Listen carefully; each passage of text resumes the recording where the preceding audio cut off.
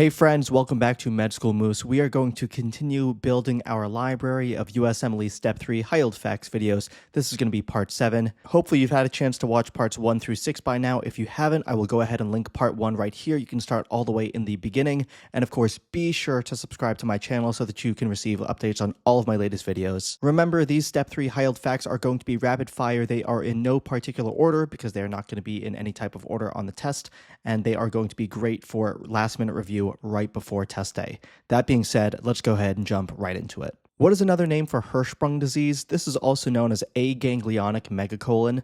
Remember, Hirschsprung disease is a neural crest cell problem. It's when the neural crest cells fail to migrate, and this results in absence of the ganglion cells and can cause chronic constipation. And because of that issue, Hirschsprung disease is also known as aganglionic megacolon. Continuing with that, what test is used to make definitive diagnosis of Hirschsprung disease? This is going to be a full thickness rectal biopsy. Moving on now, a little bit of orthopedics. Open fractures require cleaning and reduction within what time frame? Typically within 6 hours from the time of the injury. This is typically, of course, done in the operating room. Sooner is better, especially when it comes to fractures. The longer that a fracture is out of place, the harder it can be to reduce. But of course, this is a case-by-case basis. But generally, when you have an open fracture, you want to get washout and reduction happening within 6 hours from the time of the injury. Let's continue on with some more orthopedics. What is a Monteggia fracture? This is bread and butter emergency medicine. So this is a fracture of the proximal ulna with a dislocation of the radial head. On the other side of that, what is a Galeazzi fracture?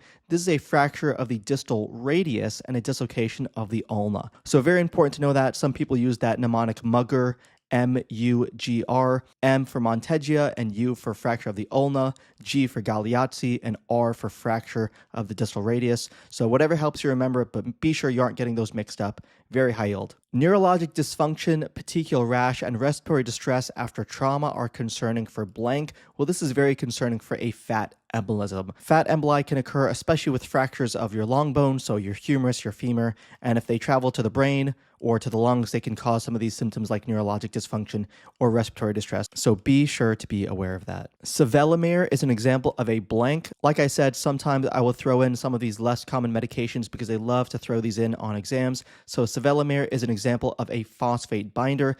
This is used to treat hyperphosphatemia, particularly in patients with end-stage renal disease. And speaking of the kidneys, what is the best initial test to diagnose nephrotic syndrome? Well, this one's going to be nice and simple. You're just going to start with a urinalysis. Easy, quick test to get. It's going to show elevated protein.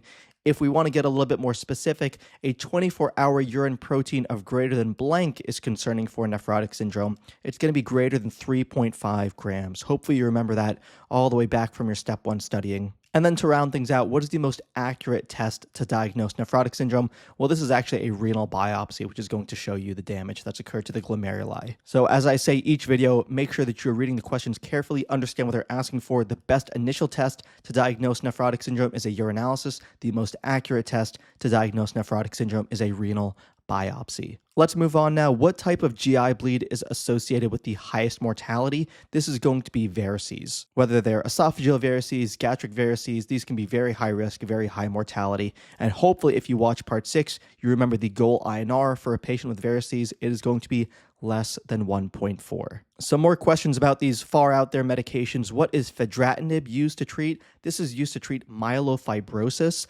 Fedratinib, like I said, a less common medication, but you might see it on the test. It is a JAK inhibitor, and the function is primarily to prevent cancer cell multiplication and inflammation. Building on that, what is the most serious adverse effect of fedratinib? This is going to be encephalopathy. Fedratinib can also cause Wernicke's encephalopathy, so very important to know. They love to ask about these random medications and some of their more serious and unique adverse effects on the exam, so this is one to know. Fedratinib can treat myelofibrosis, and the most serious adverse effect is encephalopathy. Now here's another one. What is ruxolitinib? Hopefully I'm saying that right. What is ruxolitinib used to treat? This is actually also used to treat myelofibrosis. Same function. It's a JAK inhibitor. It's going to prevent cancer cell multiplication and inflammation.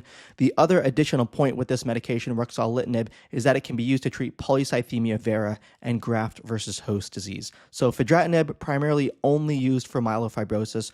Ruxolitinib can be used for myelofibrosis, but can also be used for polycythemia and graft versus host disease. Now let's move on to some buzzword type association questions. Hopefully you know these right off the bat. Pneumonia plus an outdoor worker in Arizona equals blank. This is concerning for coccidioidomycosis, right? This is the classic vignette of a construction worker, someone that's outdoors, they're aerosolizing rocks and dust, and then they have these respiratory symptoms. So pneumonia plus an outdoor worker in Arizona or one of these southwestern United States is concerning for coccidioidomycosis. And as another one, pneumonia plus alcohol use disorder equals blank. Hopefully you know this one. I've talked about this one many times. This was all the way back in my Step 1 high-yield images videos, but this is concerning for Klebsiella.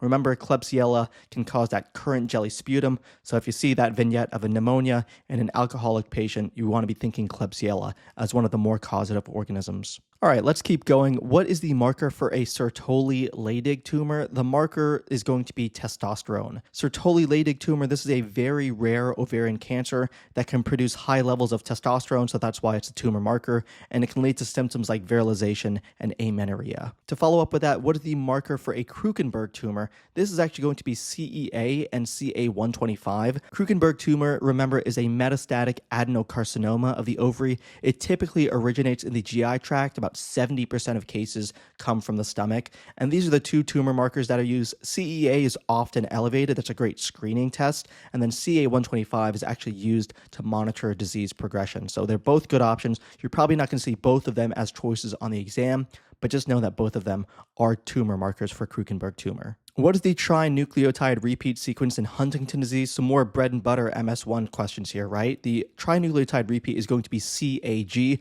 Remember, this codes for glutamine and can result in abnormally long Huntington protein that accumulates in neurons.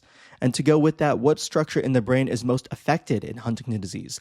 Well, it's typically going to be the basal ganglia. More specifically than that, it's going to be the striatum, so the combination of the caudate and the putamen. This is the largest component of the basal ganglia, so make sure you know all of those are options. When it comes to what structure in the brain is most affected by Huntington disease, you might see basal ganglia as the answer. It could be caudate, it could be putamen, it could be striatum. Those are all portions of the basal ganglia, and those are all very highly affected by the accumulation of this abnormal Huntington protein, so make sure you know that. What is the best initial therapy for narcolepsy? Well, this one actually sounds pretty nice. It's actually forced naps, right?